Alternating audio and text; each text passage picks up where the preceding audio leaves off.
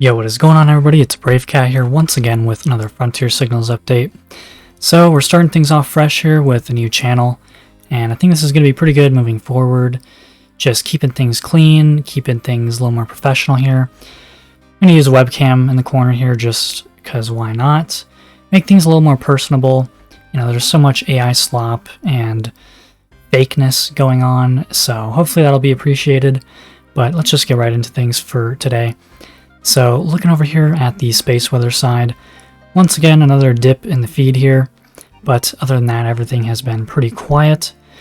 Not too much activity going on besides there is some sort of far side blast that seems to have just occurred.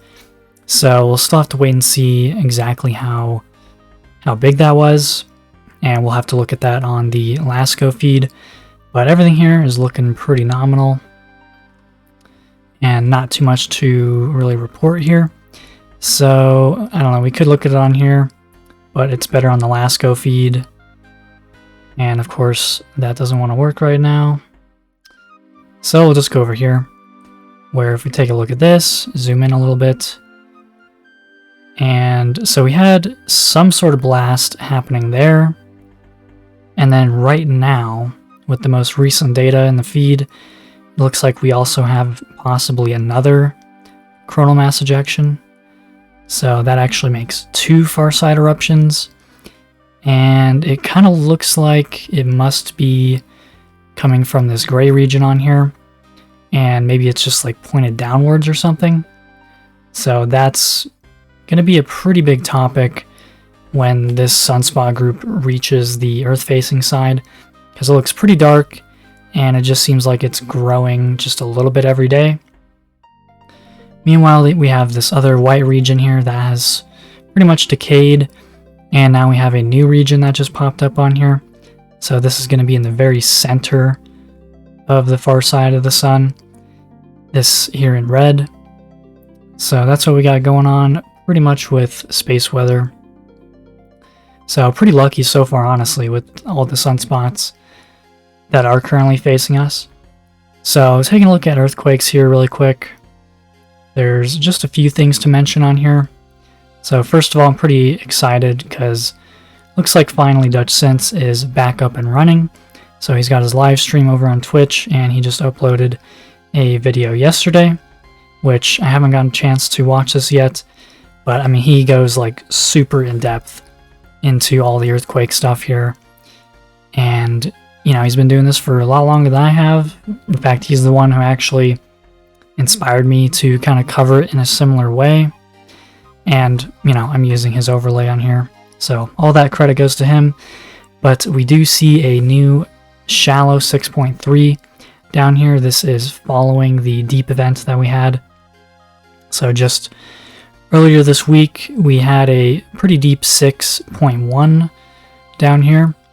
And so that definitely resulted in a shallower, larger quake, pretty much in the region to be expected here, just a little bit off. And going up here, we've got a new, just a 5.7, but do still have lots of moderate-sized activity going up through Alaska, and which is going to bring us down here into the United States, where, again, we still very much expected to see some 5s going along here.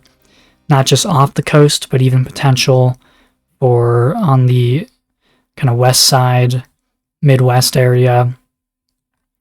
So just kind of following along with these tremor swarms here.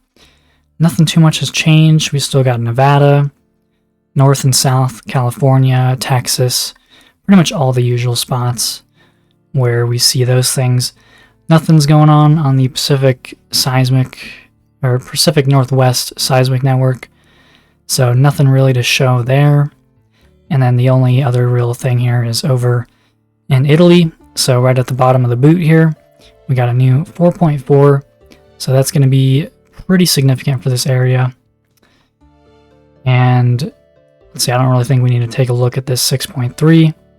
Struck kind of in the water here at the Solomon Islands. But this 4.4, take a quick look at that here. So we're looking down here.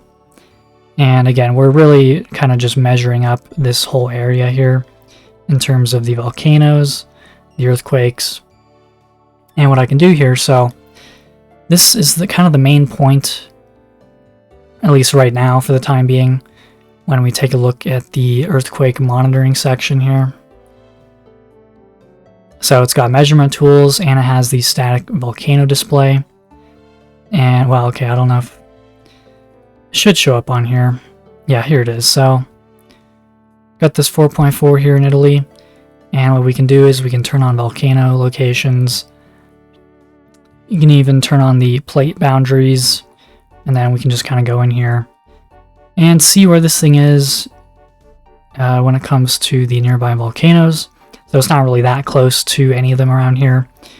We got Naples over here, so we can just take a measurement kind of around here.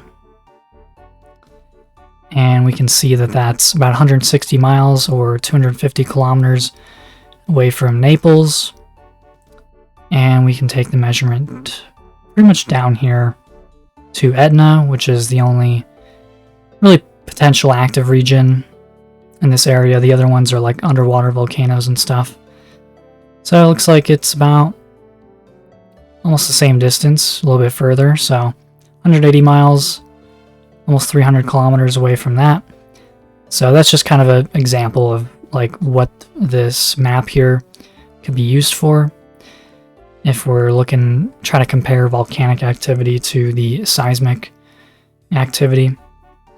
So that's pretty much what we got going on there. Now just to wrap things up with the volcanoes. So we got 3 going on in Philippines, and then there's 13 of these volcanoes that have the more descriptive text here in Indonesia. And then combined throughout Central and South America, there's 11 of them on this list. And then 2 in Alaska and 1 in France. And then you've got Vanuatu and Hawaii as kind of the little extra places there.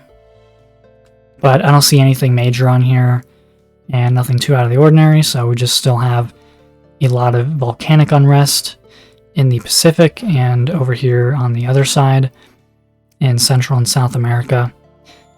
So that's pretty much going to do it for today's update. Didn't really have too much else to say here, but just going to be kind of doing my thing, working on various things that I can. Still working on this ancient history section here. Going to be coming out with quite a little 4-piece bit of research on various prominent figures regarding catastrophism, going all the way back to the 1600s. And again, it involves people like Einstein, Charles Hapgood, Chan Thomas, and Ben Davidson, and then like at least 2, maybe 2 dozen other people in the mix. So it's going to be pretty thorough and paint a pretty good history regarding that. So anyways, that'll do it for this evening's video. Hope you all enjoyed.